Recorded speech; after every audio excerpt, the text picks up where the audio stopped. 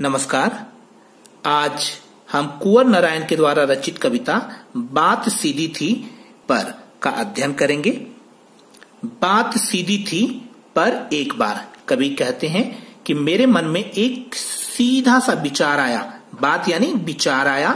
एक बार भाषा के चक्कर में जरा टेढ़ी फंस गई।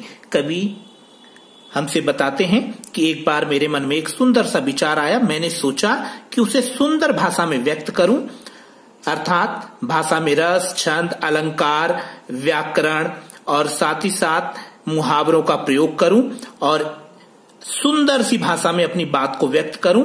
जरा टेढ़ी फंस गई, लेकिन भाषा में इस बात को सुंदर तरीके से व्यक्त करने के चक्कर में कवि कहते हैं कि बात टेढ़ी फंस गई।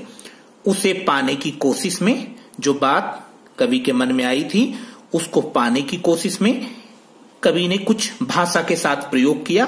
भाषा को उल्टा पलटा यानी उलटना पलटना अर्थात ऊपर नीचे किया। तोड़ा मरोड़ा यानी उसके वाक्य विन्यास के साथ तोड़ और मरोड़ा यानी उन वाक्य विन्यासों को उन्होंने तोड़ा। घुमाया फिराया अर्थात आगे पीछे किया शब्दों को कि बात या तो बने या फिर भाषा से बाहर आए। कवि के मन में जो एक सरल सी बात आई थी, सरल सा विचार आया था, उसे सुंदर भाषा में व्यक्त करने के चक्कर में कवि ने भाषा के साथ कुछ प्रयोग किया और फिर विचार को बाहर निकालने का प्रयास किया कि बात या बने या फिर भाषा में बाहर आए।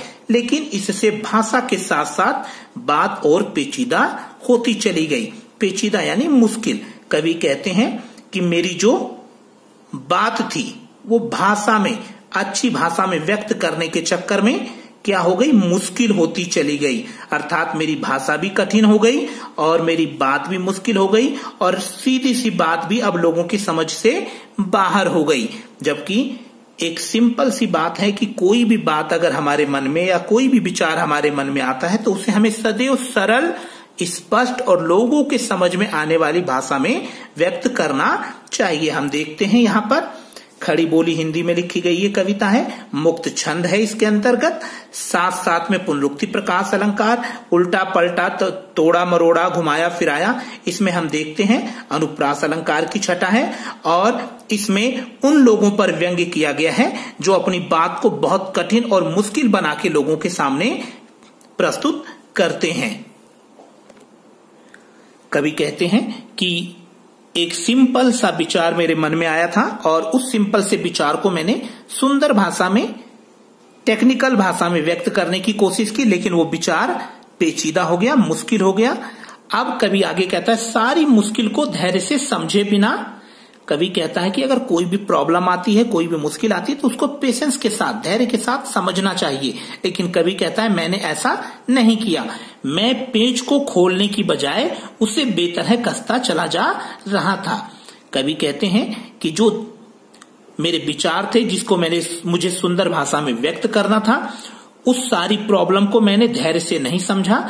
और जिस तरीके से एक कारीगर किसी पेच को जब दीवार में पेचकस के सहारे डालता है और अगर वो टेढ़ा जाता है तब भी उसको वापस नहीं निकालता, बल्कि उसको सीधे उसमें घुसाने का प्रयास करता है, जबरदस्ती करता है और उसको कसने का प्रयास करता है, तो वो पेच टूट जाता है या मुड़ जाता है। उसी तरीके से मेरे साथ हुआ कि मैंने सारी प्रॉब्लम को धैर्य से नहीं समझा और पेच को खोलने की बजाय, अर्थात कार्य को दोबारा करने की बजाय मैं उसे बेतरह कसता चला जा रहा था और मैं उसको उसी तरीके से, जिस तरीके से मैं शुरुआत कर चुका था विचार को कठिन भाषा में कसने का, उसी तरीके से कठिन शब्दों का और प्रयोग करता चला जा रहा था, क्योंकि इस करतब पर मुझे साफ सुनाई दे रही थी तमाशबीनों की शाबाशी और वाह वाह। कवि कहता है कि ऐसा मैं इसलिए कर रहा था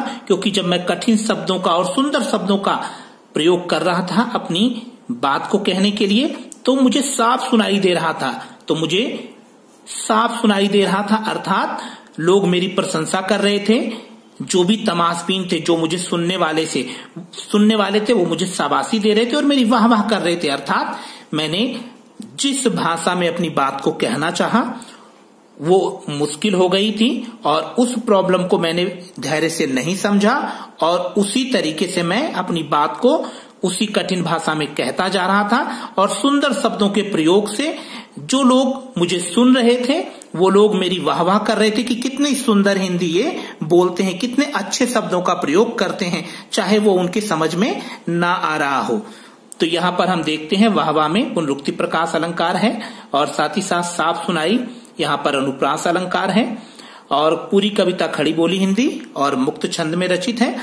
आखिरकार वही हुआ जिसका मुझे डर था। कवि कहते हैं जो विचार मेरे मन में आए थे, जिसको मैं अच्छी और सुंदर भाषा में व्यक्त करना चाहता था और मुझे डर था कि कहीं मैं इसे इतना जटिल और कठिन ना बना दूं कि लोगों की समझ में ना आए। और वही हुआ भी कि जो विचार मैं व्यक्त कर रहा था वो अब लोगों की समझ से दूर हो गए।